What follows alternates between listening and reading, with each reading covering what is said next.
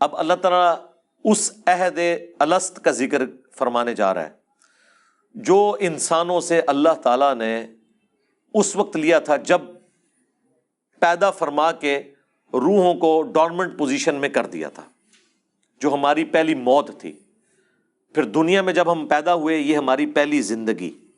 اور دنیا میں جو ہمیں موت آئے گی یہ دوسری موت ہے،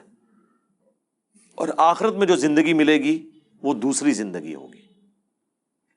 جو سورۃ البقرہ میں سورہ المؤمن، جسے سورہ غافر بھی کہتے ہیں، دو زندگی اور دو موتوں کا ذکر ہے، وہ یہ ہے۔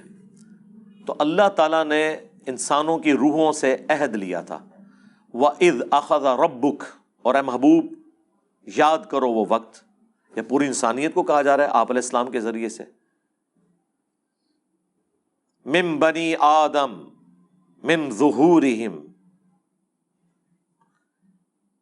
جب نکالا آپ کے رب نے بنی آدم کو ان کی پشتوں سے، اللہ تعالیٰ نے جو انسانیت کی نسل کے چلنے کا ذریعہ بنایا، ذُرِّيَّتَهُمْ، ان کی اولاد کو، وَأَشْهَدَهُمْ عَلَىٰ أَنفُسِهِمْ، اور گواہ بنا دیا خود ان کو اپنے نفسوں کے اوپر۔ ہماری انسٹنکٹ کے اندر توحید موجود ہے،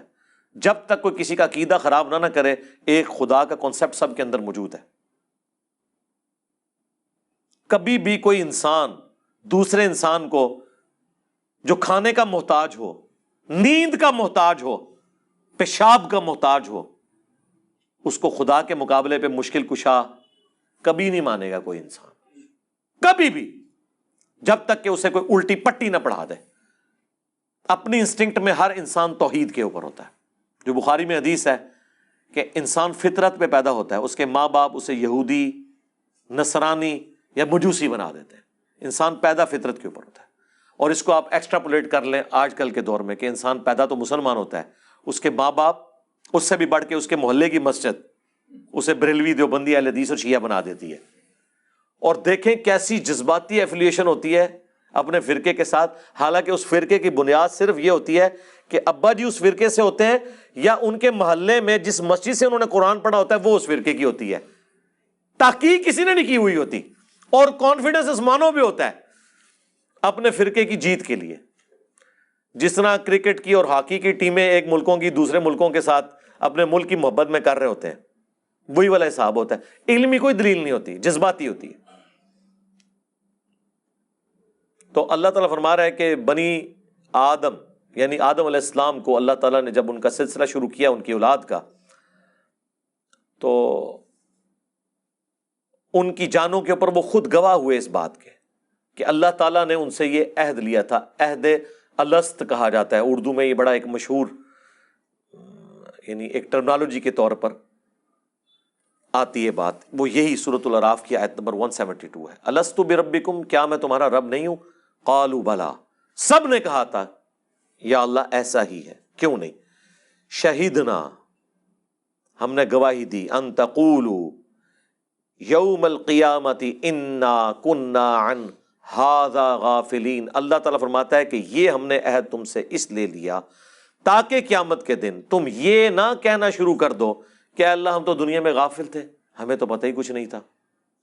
یعنی اگر کسی کے پاس کسی نبی کی دعوت نہیں بھی پہنچی ہوئی، جو اللہ نے اسے اخلاقی حص دی ہے اس کی وجہ سے ہی وہ اکاؤنٹیبل ہے۔ یہ تو اللہ کی رحمت ہے نا کہ اللہ کہتا ہے وَمَا كُنَّا مُعَذِّبِينَ حَتَّى نَبْعَثَ رَسُولًا، ہم کسی قوم کو عذاب نہیں دیتے جب تک کہ اس میں رسول مبعوث نہ کر لیں۔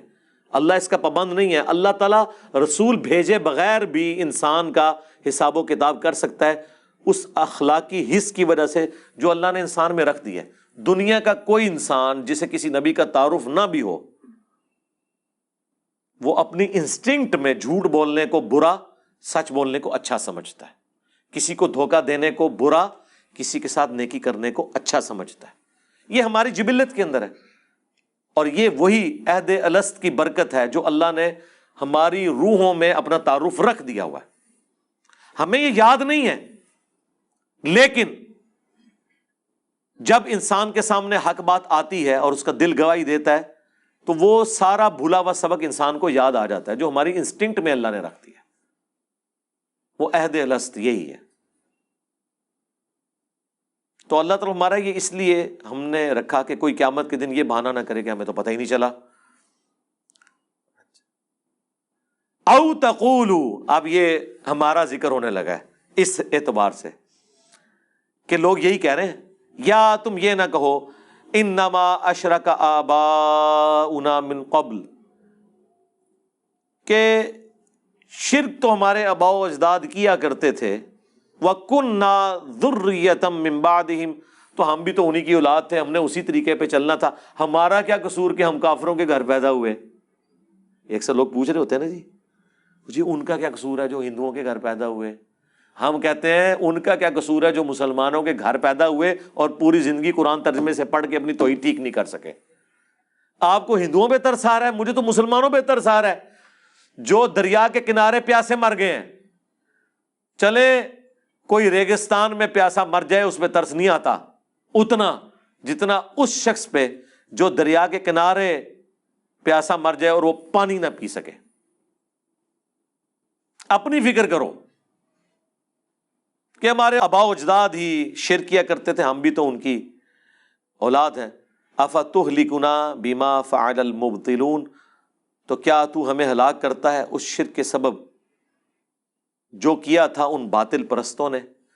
یعنی کہیں ایسا نہ ہو قیامت کے دن تم یہ کہو کہ ہم بریلوی اس لیے تھے کہ ہمارے ماں باپ بریلوی تھے، ہم دیوبندی اس لیے تھے کہ ماں باپ دیوبندی تھے، ہم اہل حدیث شیعہ یہودی نصرانی ہندو سارے،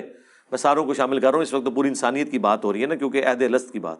صرف اس لیے تھے کہ ہمارے آباء و اجداد یہ کرتے تھے. اللہ تعالیٰ اس روش کو پسند نہیں فرماتا، اس لیے اللہ نے کہا ہم نے تم میں عقل رکھی ہے کہ تم جو عہد الست جو تمہارے ساتھ ہوا تھا اس کے اوپر تفکر کر کے حق بات تک پہنچنے کی کوشش کرو. وَكَذَلِكَ نُفَصِّلُ الْآيَاتِ، اور اس طریقے سے ہم اپنی آیات کھول کر بیان کرتے ہیں. وَلَعَلَّهُمْ يَرْجِعُونَ، تاکہ وہ اس میں غور و تفکر کریں اور واپس پلٹ آئیں، کفر سے باز آ جائیں.